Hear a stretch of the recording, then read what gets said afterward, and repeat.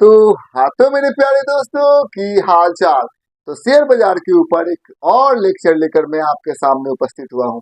तो आज के इस लेक्चर में हम लोग क्या समझेंगे? तो आज के इस लेक्चर में हम लोग ये समझेंगे कि यदि हम इंटरेस्ट रेट बढ़ाएं तो इससे शेयर के ऊपर क्या असर पड़ेगा।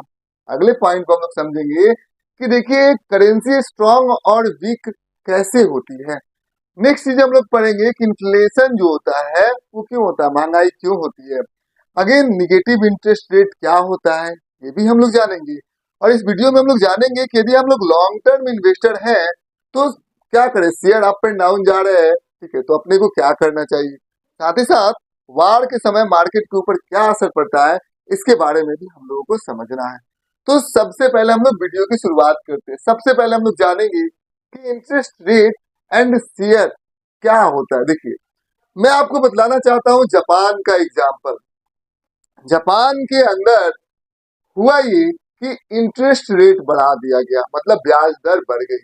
अब इंटरेस्ट रेट बढ़ गई तो इससे जापान के मार्केट के ऊपर क्या असर हुआ। सपोज करिए ये शेयर बाजार है, समझ में आ गया क्या। और यहाँ पर जो हमारा मार्केट है वो मार्केट इंटरेस्ट वाला है, ठीक है, समझ में आ गया। अब लोगों ने देखा कि अरे यार इंटरेस्ट में ज्यादा प्रॉफिट है, तो उन्होंने क्या किया कि अपना पैसा शेयर बाजार से निकाला और इंटरेस्ट वाले बाजार के अंदर डाल दिया। इससे क्या होगा कि शेयर बाजार के अंदर पैसा कम होगा तो शेयर क्या हो जाएगा, टूटेगा। जापान के अंदर भी ठीक वही चीजें हुई। जापान गवर्नमेंट ने जब इंटरेस्ट को बढ़ाया हाल फिलहाल के अंदर, तो हुआ ये कि वहां का शेयर लगभग 10% से भी ज्यादा टूट गया, नीचे चला गया। समझ में आ गया क्यों? क्योंकि वहां के इन्वेस्टर ने जो शेयर के अंदर जो पैसे थे उसको निकाल कर इंटरेस्ट के बाजार में पैसे को लगा दिया, जिसकी वजह से शेयर जो है वो काफी ज्यादा डाउन चले जाते हैं। तो जब भी सरकार इंटरेस्ट रेट बढ़ाए तो आप सावधान हो जाएंगे, क्योंकि कई सारे इन्वेस्टर अपने पैसे निकालने वाले हैं, क्योंकि वो वहां पर पैसे इन्वेस्ट करेंगे जहां पर उनको प्रॉफिट ज्यादा होगी। यही चीजें जापान के अंदर भी हुआ। अब आइए मैं आपको बतला देना चाहता हूँ करेंसी स्ट्रॉन्ग एंड वीक। अब एक बात आपको समझना होगा, करेंसी स्ट्रॉन्ग और वीक कैसे होती है। सपोज करिए मैं आपको बतला देना चाहता हूँ, एग्जाम्पल लेते हैं हम लोग जापान का ही।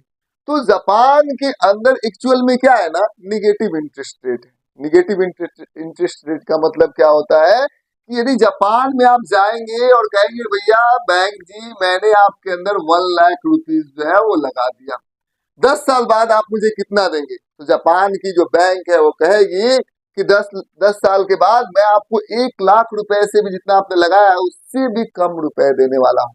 तो हम लोग कहेंगे कि अरे यार यहाँ पर जो रेट ऑफ इंटरेस्ट है वो निगेटिव है, जितना लगाया उससे कम पैसा जो है ये गवर्नमेंट जो है, ये जो बैंक जो है हम लोगों को दे रहा है। तो कोई भी अपना पैसा कहाँ नहीं लगाना चाहेगा, वो नहीं लगाना चाहेगा कि बैंक में वो पैसा नहीं जमा करना चाहेगा, ठीक है।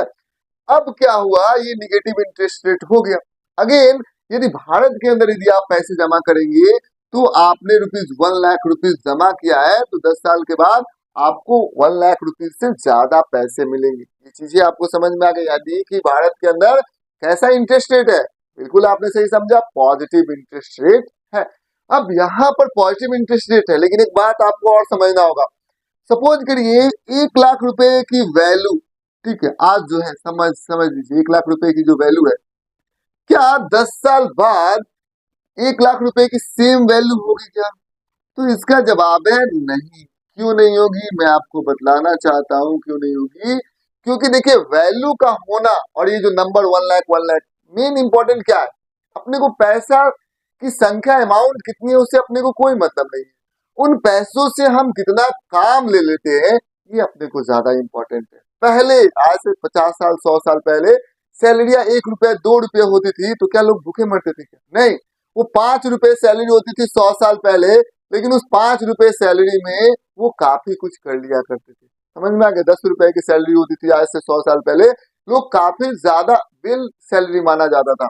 तो ऐसा नहीं है कि ये नंबर कम है या ज्यादा है तो वैल्यू भी ज्यादा है या कम है, ठीक है। वैल्यू अलग चीज होती है। वैल्यू का मतलब क्या कि आप ₹1 लाख में जो आज काम आप ले रहे हैं, ठीक है, क्या 10 साल बाद आप सेम 1 लाख रुपए में काम ले पाएंगे क्या?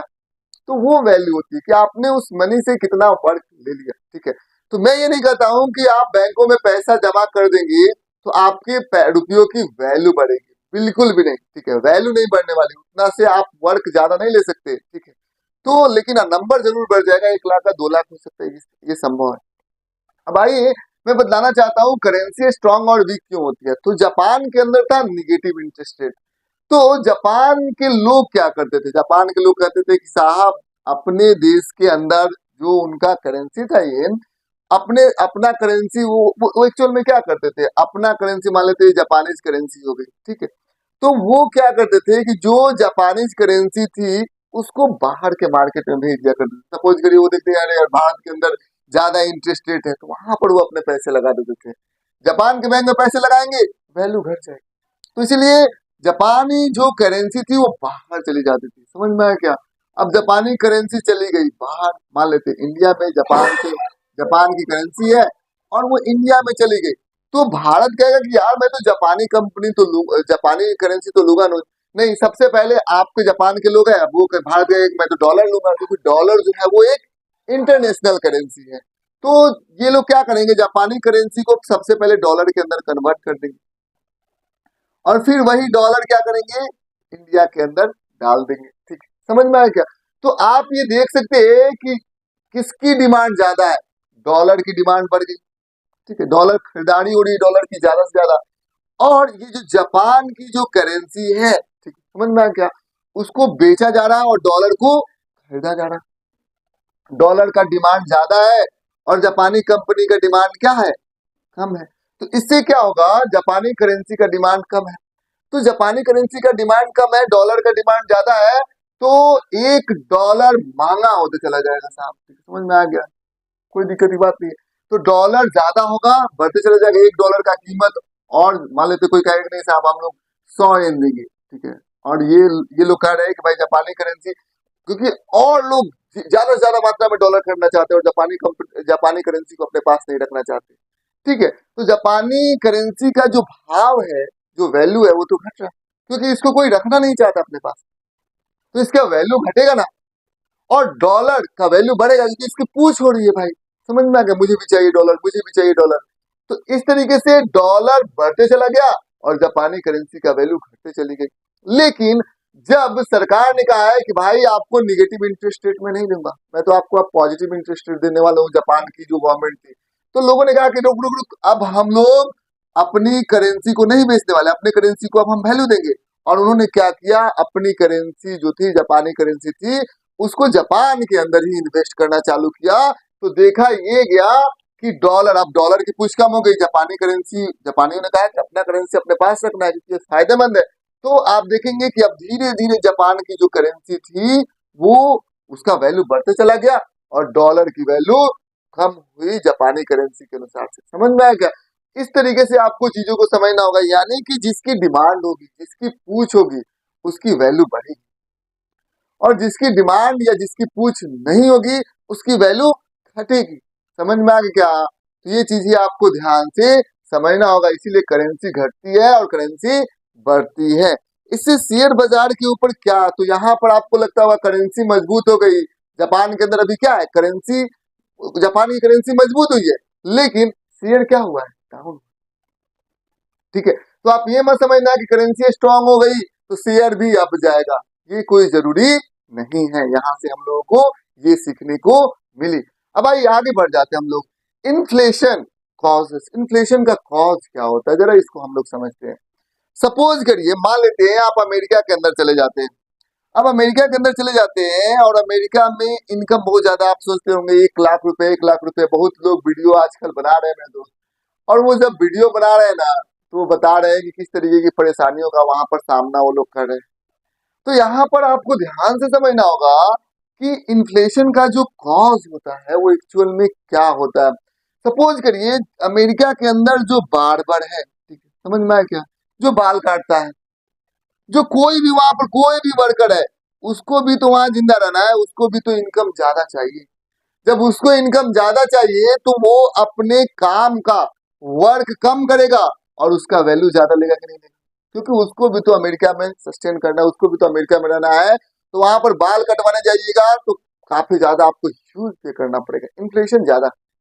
वहां पर यदि आप एक रूम रेंट, यहाँ पर रूम रेंट 2, 2.5, 3 हजार में मिल जाता है। हम लोगों का भी किराया घर है 2,500 में, 2,000 में, 2,200 में रूम मिल जाता है। लेकिन वही रूम यदि आप अमेरिका में लेने जाइएगा तो हो सकता है कि उसके लिए 40,000, 50,000 आपको देने पड़ सकते हैं, क्योंकि वहां पर इन्फ्लेशन ज्यादा है। वहां पर इन्फ्लेशन ज्यादा है क्योंकि मकान मालिक को भी किराया ज्यादा चाहिए। जो वहां पर रिक्शा ठेला वर्क, जो भी वर्क करेगा वो ज्यादा से ज्यादा पैसा लेने की कोशिश करेगा ताकि वहां पर सस्टेन कर सके। महंगाई ज्यादा है, तो ऐसा नहीं है कि इनकम ज्यादा है तो सब कुछ अच्छा है, नहीं सर। इनकम वहां पर काफी ज्यादा है, ठीक है, लेकिन क्या है ना कि महंगाई भी ज्यादा है, ठीक है। आप बाल कटवाने गए, आपका बहुत ज्यादा पैसा लग गया। आप सब्जी खरीदने गए, आपका बहुत ज्यादा, क्योंकि फार्मर को भी पैसे चाहिए। तो एक्चुअल में उस प्लेस पर क्या करें, उस प्लेस पर जब भी आप जाइए तो सर्विस कम से कम ले लीजिए, ठीक है।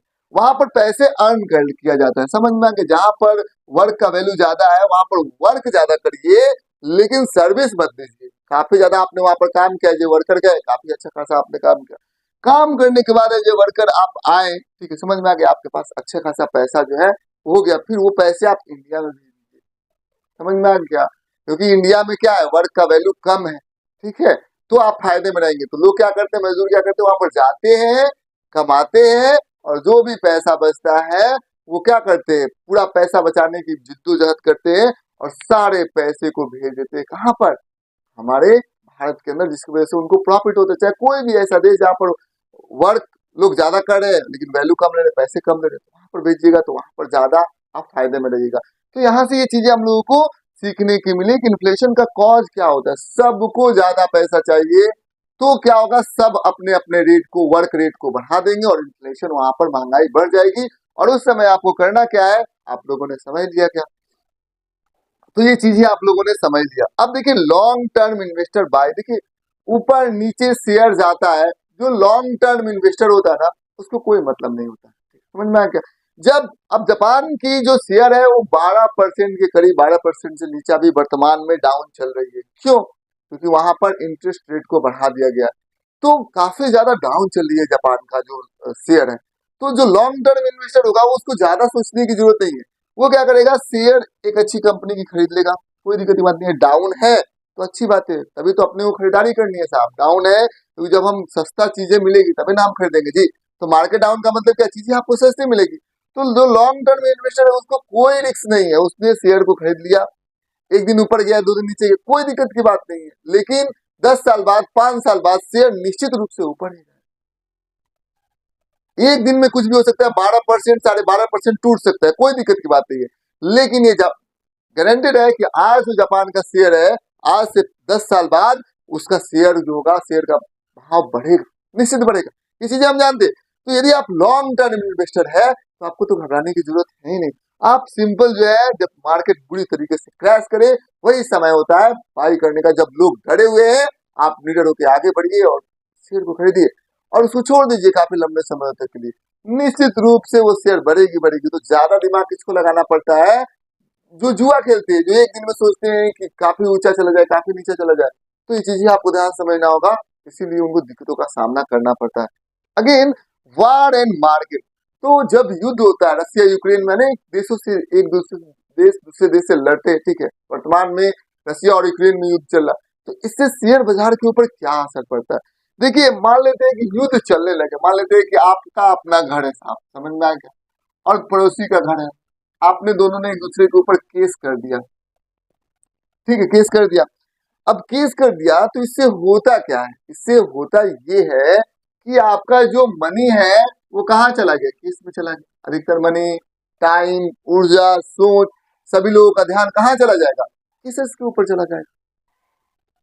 ये बात आपको समझ में आए क्या। तो इस केस में क्या होगा, ऐसा नहीं होगा केस में चला जाएगा, तो इससे क्या होगा कि आपका ध्यान बिजनेस पर रहेगा ही नहीं रहेगा। पूरे देश का ध्यान जब वार होता है तो कहां पर फोकस हो जाता है, युद्ध पर फोकस हो जाता है। क्या होगा क्या नहीं होगा, जीतेंगे हारेंगे, पैसे धन सब कुछ वो केंद्र बिंदु हो जाता है।